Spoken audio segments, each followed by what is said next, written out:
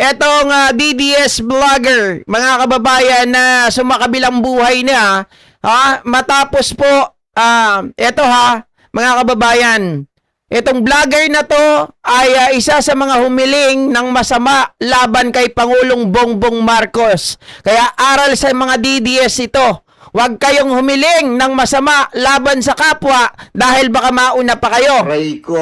Okay?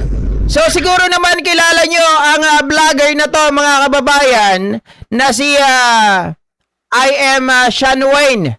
Kilala nyo po ba yan? Sa mga nakakakilala dito, mga ka-GPnatics, ay bigyan ko lang po kayo ng konting background hinggil sa taong ito na kung saan po, mga kababayan, ayan po ang itsura niya. Marami po yan mga kakilala sa mga pro-admin. Kaya lang masyado rin balahura ang kanyang yung kanyang bunganga, mga kababayan. Ito ang isa sa mga hindi makakalimutan na statement nito bago po ito na maalam. Sabi niya, buhay pa pala yan, akala ko patay na. She is pertaining to our president, mga kababayan, na buhay pa pala. Okay? So, ito po, mga ka-GPnatics, ay na maalam din natin alam kung kahapon ba or nung isang araw. Pero, ayon po dito sa report na ito or dun sa post, pumanaw na yung isang kilalang Duterte vlogger na si Zen Batalya o mas kilala bilang I am Sean Wayne dahil sa sakit na nakuha niya. Agad isinugod sa ospital para magpagaling ngunit binawian ang buhay kahapon nga. June 15, 2026. Ito, isa siya sa nangarap na mamatay na si PBBM noong April 2026 dahil sa chismis na may stage 4 cancer. Ito, ngunit ayon kay PBBM, ito lamang ay isang fake news. O, ayan, mga kababayan. Hindi po tayo nangungutya, no? Hindi tayo nangungutya. Pero sabi nga po ng mga kapatid natin, sila Mama Flaviana Avila. At yung iba pa, mga kababayan, na sinasabi nila rito, ay ito po yung sumunod sa yapak nitong si, yung isa ring DDS na namatay. Rico. Diba? Yung kumampi sa mga DDS despite the fact na umamin po siya na siya ay ginamit, si Sandra Cam. Diba? Isa rin mga kababayan yung kapatid ni Digong Duterte na humiling na mamatay na ang Pangulo. Lahat sila naglaho. Rico. Again, mga kababayan sa mga DDS dito, hindi po natin kumbaga kinukutya. Tayo po mga kababayan na umihiling na sana po mapayapa na ang kanyang pagpanaw. Diba? Rest in peace, condolence sa family ni I am Sean Wayne, mga kababayan. Ang pangalan niya po ay Luz Ann Zen Batalya. Okay? Bata pa siya, 47.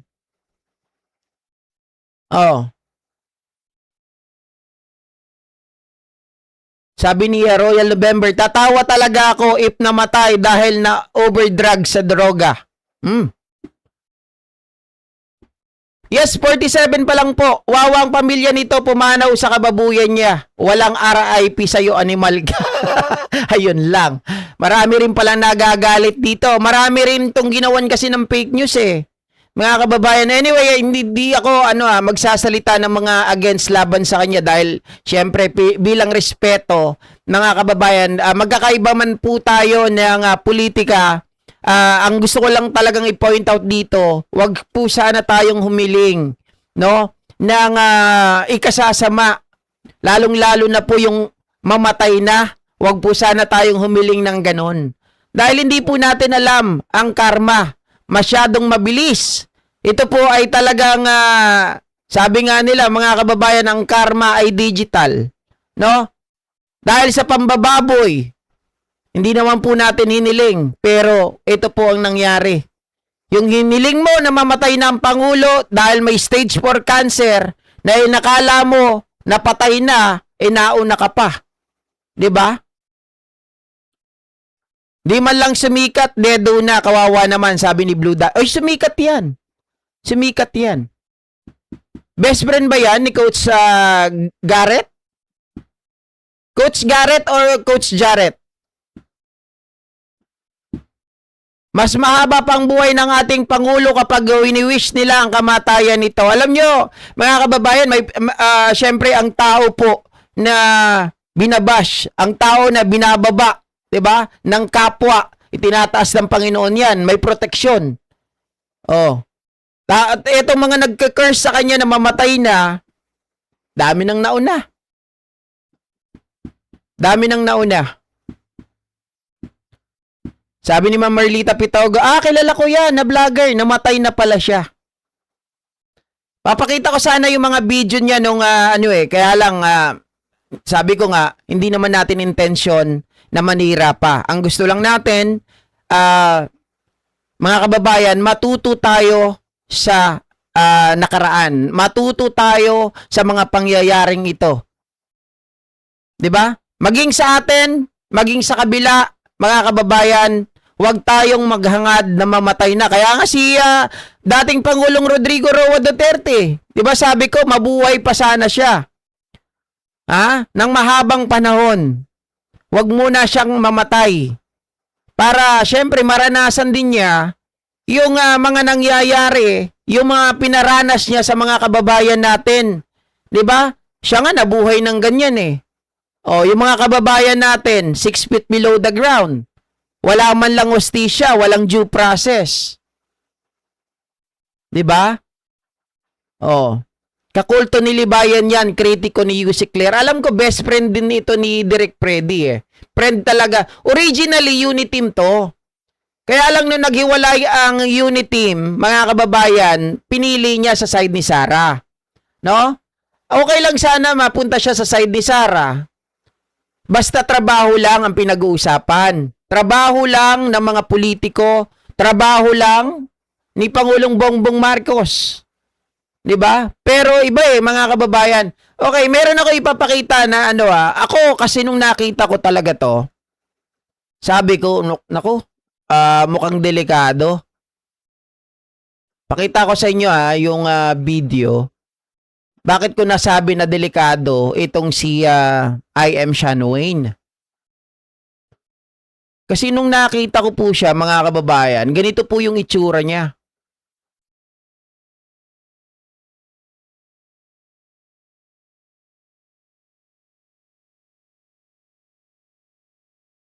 Hindi ko nalalagyan ng sound, guys.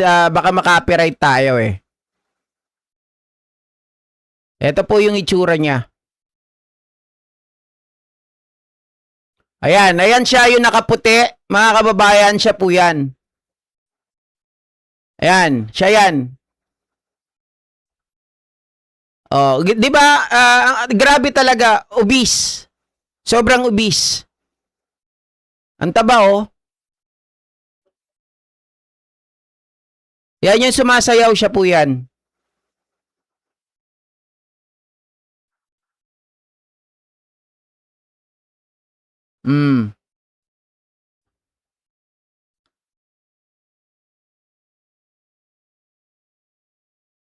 Mukhang na heart attack, mga kababayan. Pero nung last na lumabas ito sa tawag dito, lumabas din ito sa sa pagdinig po ng House of Representative. Ito ata yung huli.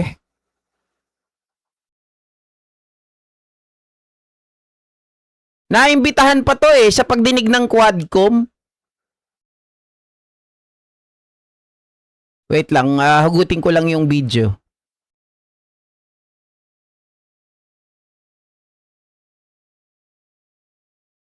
Ito, mga kababayan. Ito siya dati.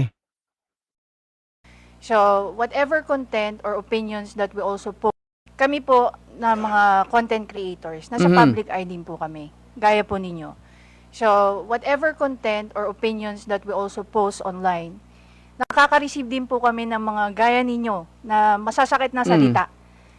Kaya naiintindihan po namin kung saan din kayo nanggagaling. However, ang difference lang po natin, ang atake sa amin personal, ang atake po sa inyo, on your official function. Ngayon, ang masasabi ko lang po siguro pagdating sa bagay na yan, kami po, pinapabayaan po namin yung mga haters namin at saka bashers to air out what they think and feel about what we say. Hindi ko naman din po sinasabi na dapat ganun din po kayo. It so happen lang that sa inyo po, pagdating sa mga nasasabi nyo po, sa mga press briefing nyo po, sa press con nyo, or even sa mga pinapublish sa news, ang sa aming mga content creator, naka-anchor kami lagi kung ano lang po ang nasasabi ninyo. Mr. Chair, Naka-anchor lang daw sila sa ano ang sinasabi, mga kababayan, ng mga politiko. Pero hindi ako naniniwala doon kasi nga siya mismo ang nagbanggit, mga kababayan, hinggil doon sa ay, buhay pa pala yan, akala ko patay na. aray ko. 'Di ba? So hindi 'yun na official function. Iyon ay personal na buhay at naghahangad kayo na mamatay na ang isang tao. 'Di ba? 'Yun nga po yung nangyari mismo. Nung inakala nila na patay na si Pangulong Bongbong Marcos, na pinakalat nila na may stage 4 cancer, wala naman po palang sakit. 'Di ba? Maging itong sila Bugris. Hindi ko lang alam kung kailan tatamaan ng karma. Aray ko. Batalya, Yes, po. gusto ko lang pong banggitin din, no? Oh. Alam mo, natanggap ko itong mga bagay na ito since Quadcom days, eh. Hindi ako binabas ng sino man bago ang Quadcom. Mhm. Bakit kaya? Di ba? Share if I may. I mean, hindi ako nababas, eh. Oo, ngayon lang talaga. Hindi ko alam kung bakit, eh. Oo, yun ang gusto kong sabihin sana sa inyo. Di ba? Yes, Manuel Mata po. Mr. yes, Chair, if Mr. Mata, yes. that is exactly the point kung bakit hindi po tayo nakafocus dapat dun sa mga protected naman na speeches ng mga tao. But Ayoko sa'yo, pangit mo. Si Coco Locoy, mga kababayan. 'Di ba? Pero again, hindi natin to kinontent para lang po, mga kababayan, ay kutsain natin dahil wala na yung tao, 'di ba? Ang gusto lang natin dito, matuto ang bawat isa sa atin, maging pro-government, maging anti-government man kayo, anong side man kayo, hindi dapat natin, mga kababayan, dalin yung galit natin, gumawa tayo ng fake news, magbalita tayo ng mga bagay, lalong-lalo na yung ikasisira po, mga kababayan, ng ating kapwa. Dahil talagang ano na yun, beyond the limit na yun siguro, 'di ba? Sobra-sobra na yung ginagawa diyan ng mga kapatid natin, humiling ka ng kamatayan ng ating Pangulo. Samantalang yung Pangulo natin, ginagawa ang lahat para sa bayan natin. Hindi nyo lang nakikita dahil isa, ang gusto nyong mailoklok. 'Di ba? Galit kayo sa magnanakaw, pero magnanakaw din ang gusto ninyong ilagay. Galit kayo sa magnanakaw, pero yung gusto nyong ilagay, ayaw man lang humarap doon sa mga pagdinig na kung saan nasasangkot ang kanyang pangalan. Pero ang gusto nyo mangyari, mamatay na ang Pangulo natin. Aray ko. Diba? Hindi naman po maganda yon. Ang sabi ko, mga kababayan, digital ang karma. So wag na po natin gayahin. Ilang beses na po nangyari. Mga DDS, matakot kayo. Nangyari kay Sandra Cam.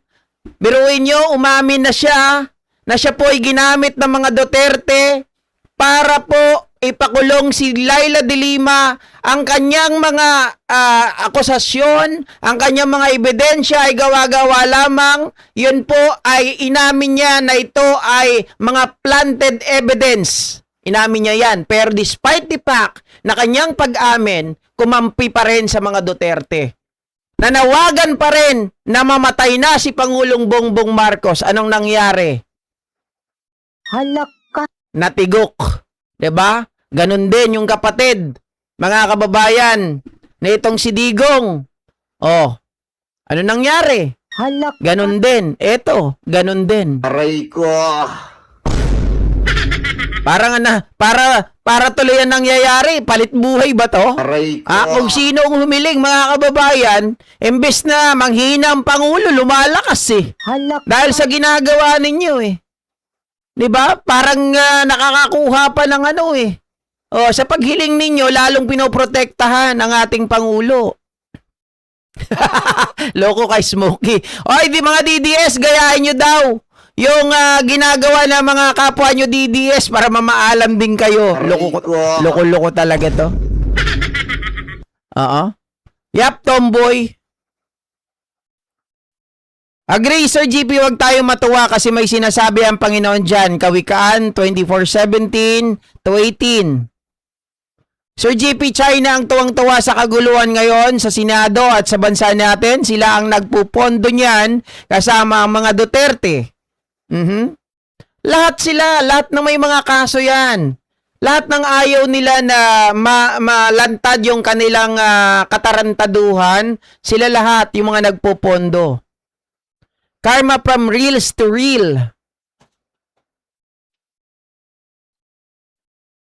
Ano to? Parang Pokemon may bidet ata si PBBM. Ano yung... Tama ba to? Bide? Sorry, Royal November, hindi ko magets. What do you mean by bide?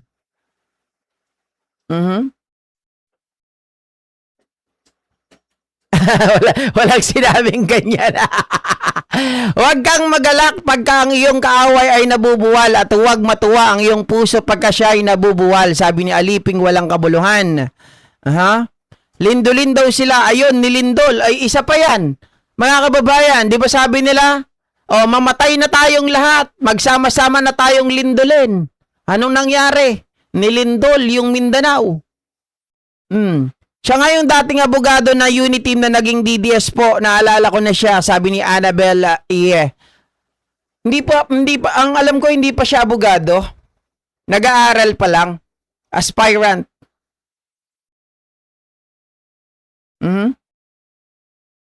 Yap, nakapasok na sila mga ka-GP Natics. Update tayo sa mga nangyayari ngayon. Wait lang. Easy. So, eto yung